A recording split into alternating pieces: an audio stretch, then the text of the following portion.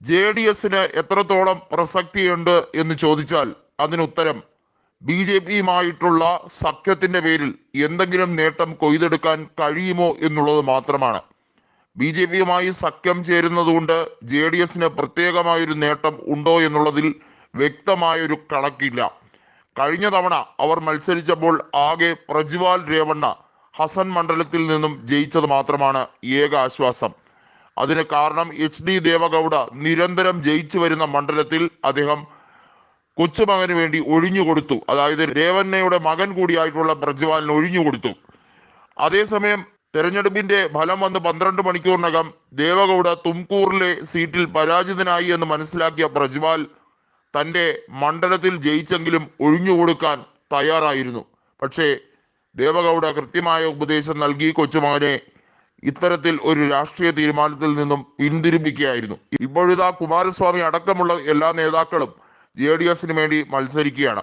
ഇക്കുറി കോൺഗ്രസിനെതിരെ മത്സരിക്കുമ്പോൾ JDSന് രണ്ട് കാര്യങ്ങളിൽ വിശദീകരണം നൽകേണ്ടതുണ്ട്. ഒന്നാമത്തെ കാര്യം, BJPക്കെതിരെ ഇവർ നിലകൊണ്ട സമയത്തൊക്കെ, അതായത് JDS മുഖ്യമന്ത്രി സ്ഥാനം വരെ വാങ്ങിയെടുത്തുകൊണ്ട് വലിയ രീതിയിൽ അവരുടെ പാർട്ടി കെട്ടിപ്പടുക്കാൻ ശ്രമിച്ച കാലത്തൊക്കെ കോൺഗ്രസ് നല്ല രീതിയിൽ സഹായിച്ചിട്ടേ ഉള്ളൂ.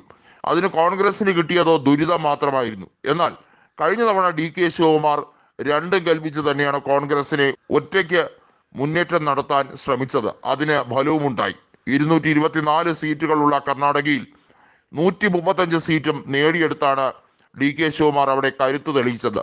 ഏറ്റവും കൂടുതൽ നഷ്ടം വന്ന പാർട്ടി BJP അല്ലായിരുന്നു. JDSന് ദൗർഭാഗ്യവശാൽ ഉള്ള മണ്ഡലങ്ങളെല്ലാം നഷ്ടപ്പെട്ടു പോയി എന്ന് തന്നെ പറയേണ്ടി വരും.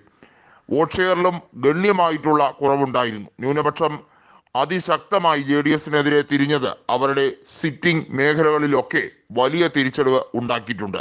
ഇക്കുറിയും ലോക്സഭാ തെരഞ്ഞെടുപ്പിൽ അത്തരത്തിൽ ഒരു നാശത്തിലേക്ക് ഒറ്റയ്ക്ക് മത്സരിച്ചാൽ പോകും എന്ന് മനസ്സിലാക്കിയാണ് കുമാരസ്വാമിയും ദേവഗൌഡയും ഒക്കെ പ്ലാൻ B എന്ന രീതിയിൽ BJPയുമായി സഖ്യം ചേർന്നിരിക്കുന്നത്. പക്ഷേ അതും വിജയം കണ്ടെത്താൻ വളരെ ബുദ്ധിമുട്ടും എന്ന് തന്നെയാണ് പറയുന്നത്. കാരണം ഒന്നാമത്തെ വിഷയം, കോൺഗ്രസ് വളരെ ശക്തമാണ്.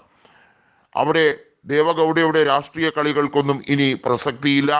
എല്ലാ മേഖലകളിലും കോൺഗ്രസിന്റെ സമഗ്ര ആധിപത്യമാണ്. ഒന്നാമത്തെ കാര്യം, അവരുടെ സർക്കാർ നല്ല രീതിയിലുള്ള ഒരു ജനകീയ പിന്തുണയുമായി മുന്നോട്ട് പോകുന്നുണ്ട്.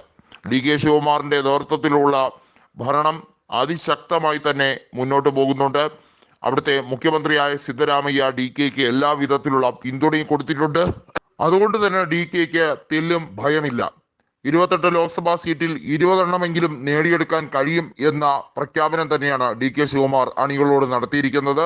വോട്ട് ഷെയറിലും ഗണ്യമായ വർധനവുണ്ടാകും.